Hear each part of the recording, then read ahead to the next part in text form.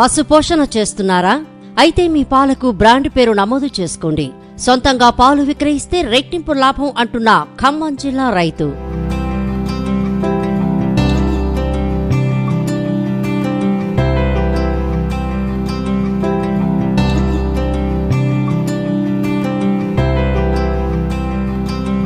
ప్రజలకు అవసరమైన నిత్యావసరాల్లో అతి ముఖ్య పాత్ర పోషిస్తున్న వ్యవసాయ అనుబంధ రంగం పాడి పరిశ్రమ.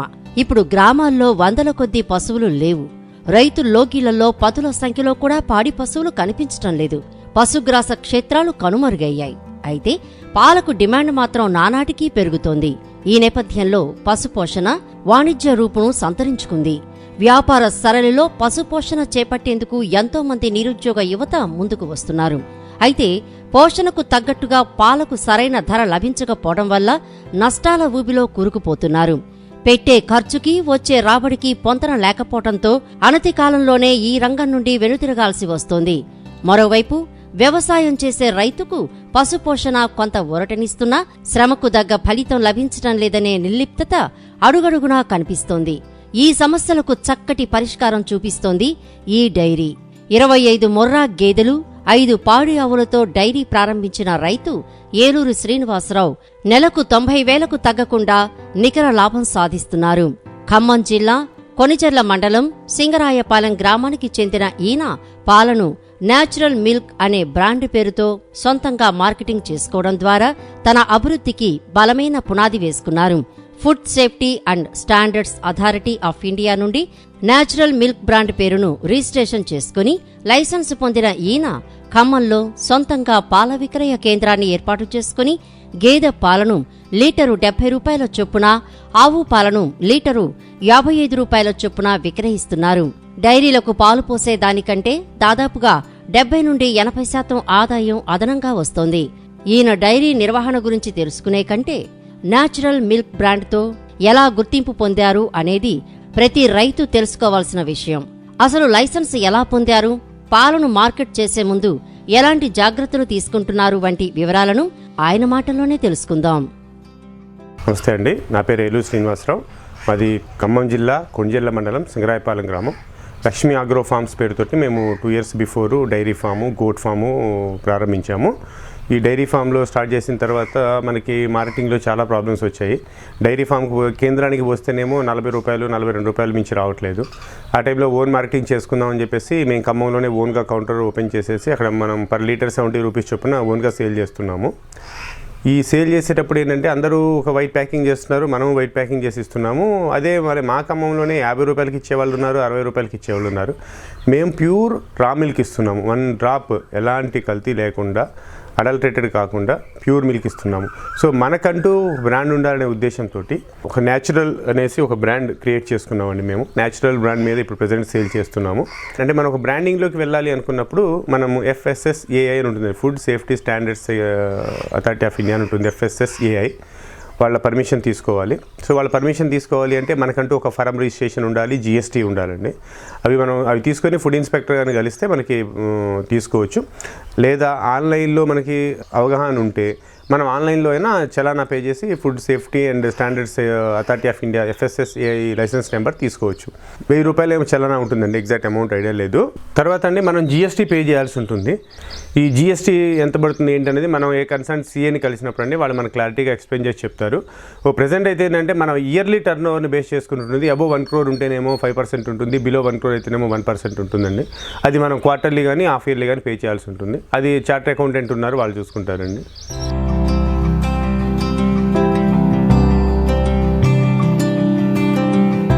పాలల్లో ఎటువంటి ప్రిజర్వేటివ్స్ కలపకుండా స్వచ్ఛమైన పాలను వినియోగదారుడికి అందిస్తున్నా ప్రస్తుతం మార్కెట్లో ఉన్న పోటీని తట్టుకోవాలంటే ప్యాకింగ్ అందంగా ఉండాలి.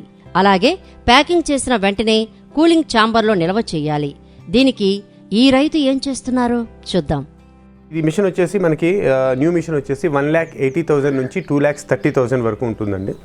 ఇది మేము యాక్చువల్గా ఏంటంటే ఒక ఫ్రెండ్ దగ్గర మేము సెకండ్స్లో తీసుకోవడం జరిగింది. ప్రజెంట్ కొత్తది కావాలంటే మాత్రం మనకి 1,80,000 నుంచి 2,30,000 వరకు డిపెండ్ ఆన్ ఆప్షన్స్ ఉంటాయండి. దాని మీద మనకి ఎక్స్పైరీ డేట్ రావాలి అని ఒకటి, ఆటో కట్ ఆఫ్ రావాలి అనుకుంటే ఆ ఆప్షన్స్ని బట్టి మనకి రేట్ ఉంటుంది. ప్రజెంట్ అయితే మాకు సర్వీస్ కానీ ఏదైనా ప్రాబ్లం ఉన్నా క్రౌన్ ఇండస్ట్రీస్ హైదరాబాద్ వాళ్ళు ఇస్తున్నారండి. వాళ్ళ ద్వారా మేము సర్వీస్ తీసుకుంటున్నాము. క్రౌన్ ఇండస్ట్రీస్ హైదరాబాద్ నర్సయ్య గారు అని ఉంటారు, వాళ్ళు మంచి సర్వీస్ ఇస్తున్నారు. దీనివల్ల ఉపయోగం ఏంటి అంటే అండి, ఫస్ట్ థింగ్ వచ్చేసి మన మిల్క్ ఏదైతే మనం క్వాలిటీ మిల్క్ ఇస్తున్నామో ఆ క్వాలిటీ మిల్క్ కస్టమర్ దగ్గరికి వెళ్ళినప్పుడు మనకంటూ ఒక బ్రాండ్ క్రియేట్ అవుతుంది. వాళ్ళకి నచ్చింది అనుకోండి, వాళ్ళే 2-3 చెప్తారు న్యాచురల్ మిల్క్ అని, అప్పుడు మనకు ఆ సేల్స్ పెరుగుతాయి. ఇప్పుడు ఈ మిల్కింగ్ మిషన్స్లో కూడా అండి నెంబర్ ఆఫ్ మోడల్స్ ఉన్నాయి. అందులో వచ్చేసి ఏంటంటే ఫార్మర్ లెవెల్లో మనం ఒక డైలీ 200 to 250 లీటర్స్ సేల్ చేసుకోగలుగుతున్నాము అనుకున్నప్పుడు మనకి ఈ మిషన్ ఎనఫ్ అండి. ఇక మనం ఇండస్ట్రీ లెవెల్లోకి వెళ్ళినప్పుడు ఇంతకన్నా పెద్ద మిషన్స్ ఉంటాయండి. ఎట్ ఏ టైమ్ 2 ప్యాకెట్స్ వస్తాయి, నెక్స్ట్ వచ్చేసి క్వాంటిటీ పెరిగిపోతూ ఉంటుంది, చాలా ఆప్షన్స్ ఉంటాయి. ఇప్పుడు మనకున్న మిల్క్కి వచ్చేసరికి యాక్చువల్లీ దీనిపైన ఒక ట్యాంక్ వస్తుందండి. ఈ ట్యాంకులోకి మనం మిల్క్ పంపింగ్ చేసిన తర్వాత మళ్ళీ ఇక్కడ నుంచి మనకి ప్యాకింగ్ అవుతుంది.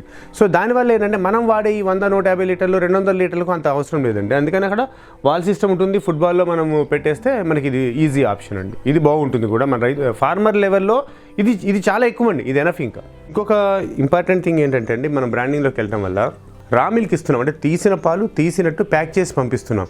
ఈ పంపించినప్పుడు టైం అనేది ఇంపార్టెంట్ అండి. ఎప్పుడైతే మనకి ఎక్కువ 2 hours దాటింది అంటే ఆటోమేటిక్గా మిల్క్లో క్వాలిటీ తగ్గిపోతూ ఉంటుంది. నెక్స్ట్ పాలు ఇంకా లేట్ అయినా కొద్దిగా ఇరిగిపోతాయండి. కస్టమర్ దగ్గరికి రీచ్ అయ్యేటప్పటికి అదే క్వాలిటీ ఉండాలి. ఇందులో ఎలాంటి ప్రిజర్వేటివ్స్ ఉండవు కాబట్టి వీటికి షెల్ లైఫ్ చాలా తక్కువ ఉంటుంది. సో దానికి ఏంటంటే డిపెండ్ ఆన్ వెదర్ని బట్టి మనం డీప్ కూలర్లో టెంపరేచర్ అనేది మెయింటైన్ చేసుకోవాలి. మనకి వర్షాకాలం కానీ చలికాలం వచ్చేసి ఇందులో 2 ఆప్షన్స్ ఉంటాయండి, కూలింగు, ఫ్రీజరు. మనకి ఈ 2 సీజన్స్ మాత్రం కూలింగ్లో మ్యాక్సిమంలో పెట్టుకుంటే సరిపోతుందండి. ఇదే కంటిన్యూ చేస్తే సరిపోతుంది. ఎప్పుడైతే మనం సమ్మర్ సీజన్ స్టార్ట్ అయిందండి, దాన్ని ఏంటంటే డిపెండ్ ఆన్ వాళ్ళ వాతావరణాన్ని బట్టి ఫ్రీజర్లో మినిమంకి కొంచెం అటు ఇటుగా ఉంటే సరిపోతుందండి. మరి మనం మ్యాక్సిమంలోకి వెళ్ళిపోయినా లోపల మనకు పాలు గడ్డగట్టినట్టు ఉంటుంది. అది ఇంకో ముఖ్యమైన విషయం ఏంటంటే, ఇది కస్టమర్స్ దగ్గరికి పాలు వెళ్ళినప్పుడు కూడా వాళ్ళు కూడా ఏం చేస్తున్నారంటే ఏ రోజుకి ఆ రోజు వచ్చి పాలు తీసుకెళ్ళి వాడుకోవడానికి కూడా బద్ధకం అనిపించేసి 3 లీటర్లు 4 లీటర్లు 5 లీటర్లు తీసుకెళ్ళిపోయి ఫ్రిడ్జ్లో పెట్టుకొని 3-4 రోజులు వాడుతున్నారు. అట్లా వాడినప్పుడు కూడా మనకి క్వాలిటీలో తేడా వచ్చేస్తుందండి. ఏ రోజు మిల్క్ మనం ఇస్తున్నామో అదే మిల్క్ అదే రోజు వాడుకున్నప్పుడు క్వాలిటీ బాగుంటుంది. దాంట్లో ఎలాంటి ప్రిజర్వేటివ్స్ మనం కలపట్లేదు కాబట్టి అది బెస్ట్ పాలసీ అండి. కాదు ఇప్పుడు ఏం చేస్తారంటే ఒకళ్ళు వస్తున్నారు 5 లీటర్స్ తీసుకెళ్తారు, 3-4 డేస్ రారు. అప్పుడేమవుతుంది, ఆ 3rd డే 4th డే వాడిన దాంట్లో టేస్ట్ తేడా వచ్చేస్తుంది. మీరు డీ ఫ్రీజర్లో ఉంచినా సరే క్వాలిటీ మారిపోతుంది. సో ఏంటంటే రా మిల్క్ కావాలి, మనకి హెల్త్ బాగుండాలి, ప్రజెంట్ రెసిస్టెన్స్ పవర్ పెంచుకోవాలి అనుకున్నప్పుడు ఏ రోజు మిల్క్ ఆ రోజు తీసుకెళ్ళి వాడుకుంటే చాలా బాగుంటుందండి. మనకి మేజర్గా పాల ప్యాకెట్స్ ఏదైతే ఇప్పుడు బయట దొరికే ఇతర కంపెనీల ప్యాకెట్ పాలు వాడేటప్పుడు వాళ్ళు ఏంటంటే పూర్తిగా అది ఆవు పాల గేదె పాల అనేది కూడా ఉండదండి. ప్యాకెట్ పాల మీద ఆవు పాలే ఎక్కువ ఉంటాయి, గేదె పాలు అసలు ఉంటాయో ఉండవో తెలియదు. పొడి కలుపుతారు, తర్వాత అందులో పాలలోంచి వెన్న తీసి మళ్ళీ బటర్ కలిపి ఆ క్రీమీగా డిఫరెంట్ వాళ్ళ ప్రాసెస్లో వాళ్ళు చేస్తుంటారు. బట్ అప్పుడు ఏమవుతుందంటే దానికి షెల్ లైఫ్ ఎక్కువ ఉంటుంది. మీరు తీసుకెళ్ళి అట్లా పెట్టినా 1 డే అయినా 2 days అయినా ఆ పాలు మీకు పాడవు, డ్యామేజ్ కావు. బట్ మన మిల్క్ ఏంటంటే తీసుకువెళ్ళిన వెమ్మటే కనుక మనము దాన్ని డీప్ ఫ్రీజర్లోనే ఉంచాలండి. 3 degrees టెంపరేచర్ మెయింటైన్ చేయాలి. ఇప్పుడు మా దగ్గర ఫస్ట్లో వచ్చిన కంప్లైంట్ ఏంటంటే మా పాలు కూడా తీసుకెళ్ళటం ఇరిగిని అంటాం. ఎందుకంటే వాళ్ళు తీసుకువెళ్ళిన తర్వాత జనరల్ ఫ్రీజర్లో మామూలుగా ఫ్రిడ్జ్లో పెడుతున్నారు. ఫ్రిడ్జ్లో పెడితే వీటికి సరిపోతుంది, డీప్ ఫ్రీజర్లోనే ఉంచుకోవాల్సి వస్తుంది. ఎందుకంటే ఫ్రిడ్జ్లో 3 degree టెంపరేచర్ కంటిన్యూ చేయలేం, పద్దాక తీస్తూ వేస్తూ ఉంటారు కాబట్టి పాలు ఇరిగిపోతున్నాయి. అది ఒకటి దీంట్లో ఉన్న మైనస్ అండి. ప్లస్ పాయింట్స్ వచ్చేసి ఏంటంటే మనకంటూ ఒక బ్రాండ్ క్రియేట్ అవుతుంది. మనం ఏ క్వాలిటీ మిల్క్ అయితే కస్టమర్కి ఇవ్వాలనుకుంటున్నామో అదే మిల్క్ మనం కస్టమర్కి ఇవ్వగలుగుతాం. Morning milk within half an hour, milk తీసిన హాఫ్ అన్ అవర్లోనే మేము ప్యాక్ చేసేసి ఫ్రిడ్జ్లో పెట్టేసేస్తామండి. మనకి మళ్ళీ ఈవినింగ్ మిల్క్ వస్తాయి. ఈవినింగ్ మిల్క్ కూడా జస్ట్ హాఫ్ అన్ అవర్లో వస్తాయి, 1 hourలో ఖమ్మం వెళ్ళిపోతాయి. రెండు కూడా మనకు ఒక 1 hour, ఈరోజు రేపు మార్నింగ్ కల్లా మా మిల్క్ సేల్ అయిపోతాయి. మళ్ళీ ఈవినింగ్ కౌంటర్కి వచ్చేసరికి ఈవినింగ్ మిల్కే వెళ్తాయి. మన పాలు 1 డేనేనండి, 1 డే మించి అసలు ఉంటాయి. మనం ఫ్రిడ్జ్లో పెట్టుకుంటే 2 days అయినా 3 days అయినా ఉంటాయి, కానీ ఆ క్వాలిటీ అనేది ఉండదండి. లేట్ అయినా కొద్దీ అందులో క్వాలిటీ మిస్ అవుతూ ఉంటుంది. అదే బయట మిల్క్ వచ్చేసరికి ఏంటంటే అందులో వెన్న శాతం అనేది పూర్తిగా తీసేస్తారు కాబట్టి వాటి షెల్ లైఫ్ ఎక్కువ ఉంటుందండి. పాలు తొందరగా మనకి పాడవుతున్నాయి అంటే కారణం ఏంటంటే ఫ్యాట్ కంటెంట్ ఎక్కువ ఉంటేనే, అంటే వెన్న శాతం ఎక్కువ ఉంటేనే అవి తొందరగా పాడైపోతాయి. వెన్న శాతం తక్కువ ఉన్నప్పుడు వాటికి షెల్ లైఫ్ ఎక్కువ ఉంటుంది. ఇప్పుడున్న సిచ్యువేషన్స్లో ఈ కరోనాని ఇదని వైరస్లు పెరుగుతున్నప్పుడు మనలో రెసిస్టెన్స్ పవర్ పెరగాలి అంటే ప్యాకెట్ పాలు ఏదైతే ఇప్పుడు బయట పాలు వాడుతున్నామో వాటి వల్ల మన డబ్బులు పోతున్నాయి, మనలో అనారోగ్యం వస్తుంది తప్ప ఆరోగ్యం అయితే లేదు. ఈ పాల వల్ల ఏంటి అంటే రా మిల్క్ ఇవ్వటం వల్ల దాన్ని కరెక్ట్గా యూటిలైజ్ చేసుకోగలిగితే మన బాడీలోనే రెసిస్టెన్స్ పవర్ పెరిగి ఏదైనా వైరస్లు అటాక్ అయినప్పుడు కూడా మనం తట్టుకొని ఉండగలుగుతామండి. ఇప్పుడు మాది వచ్చేసి ఏంటంటే అండి, మేము క్వాలిటీ రా మిల్క్ ఇవ్వాలనే ఉద్దేశంతో మేము ఓన్ కౌంటర్స్ పెట్టామండి న్యాచురల్ మిల్క్ పేరు మీద. ఒకటి వచ్చేసేమో మమతా హాస్పిటల్ రోడ్లో ఖమ్మంలో కియా షోరూమ్ పక్కన ఉంటుందండి. అక్కడ వచ్చేసి కాంటాక్ట్ నెంబర్ వచ్చేసి 8070617061 అండి. కౌంటర్లో మీకు ఎనీ టైం రా మిల్క్ అందుబాటులో ఉంటుందండి. కౌ మిల్క్ కూడా ప్రొవైడ్ చేస్తున్నామండి. కౌ మిల్క్ వచ్చేసి పర్ లీటర్ వచ్చేసి 55 రూపీస్ అండి. Cow milk pure buffalo milk వచ్చేసి 70 రూపీస్. ఇంకో చిన్న విషయం అండి, మీరు ఏ ప్యాకెట్ పాలు కొన్నా మిల్క్ అని ఉంటుంది. ఏ మిల్క్ అది, కౌ మిల్కా బఫెల్లో మిల్కా అది ఉండదు. ఎందుకంటే వాళ్ళకి తెలుసు అన్ని మిక్సింగ్, అది మిల్క్ పౌడర్ కలుపుతారు, కౌ మిల్క్ ఉంటుంది, బఫెల్లో మిల్క్ ఉంటుంది, తర్వాత బటర్ కలుపుతారు, ప్రిజర్వేటివ్స్ ఉంటాయి, అన్నీ ఉంటాయి. మాది ప్యూర్లీ బఫెల్లో మిల్క్ అండి. బఫెల్లో మిల్క్ అనే ఉంటుంది, బఫెల్లో మిల్కే ఇస్తాం.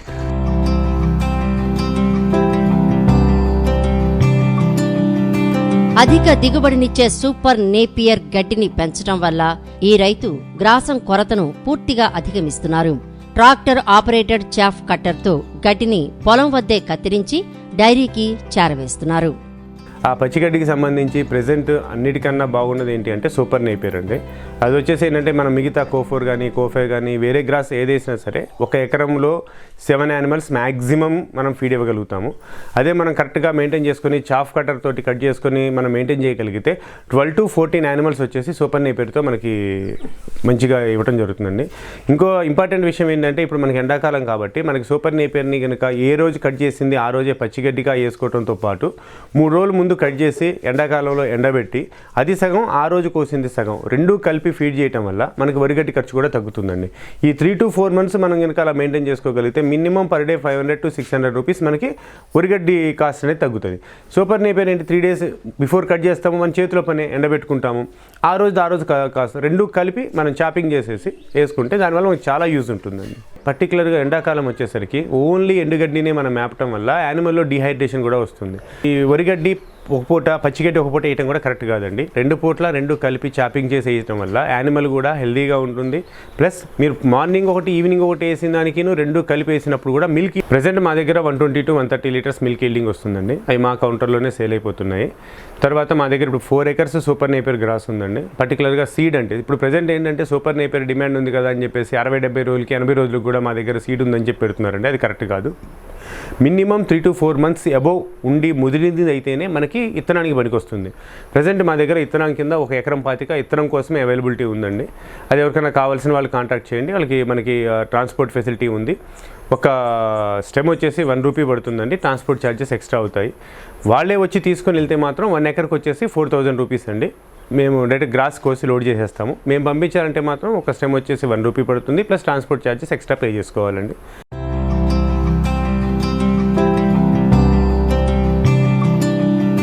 ప్రస్తుతం లీటరు పాలకు మార్కెట్తో సహా ఈ రైతుకు అవుతున్న ఖర్చు 49 రూపాయలు.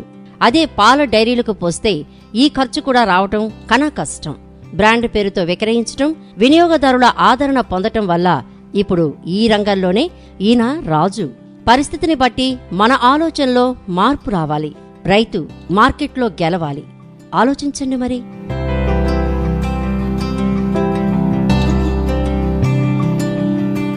ఈ వీడియో మీకు నచ్చినట్లయితే లైక్ చేయండి. కర్షక మిత్ర యూట్యూబ్ ఛానల్ను సబ్స్క్రైబ్ చేసుకోండి. మరిన్ని తాజా కార్యక్రమాల కోసం పక్కనున్న గంట సింబల్ నొక్కండి. ఖచ్చితంగా మీ అభిప్రాయాన్ని కామెంట్ రూపంలో తెలియచేయండి. ఈ వీడియోను షేర్ చేసి మరింత మంది రైతులకు ఈ సమాచారం చేరువ చేయండి. ధన్యవాదములు.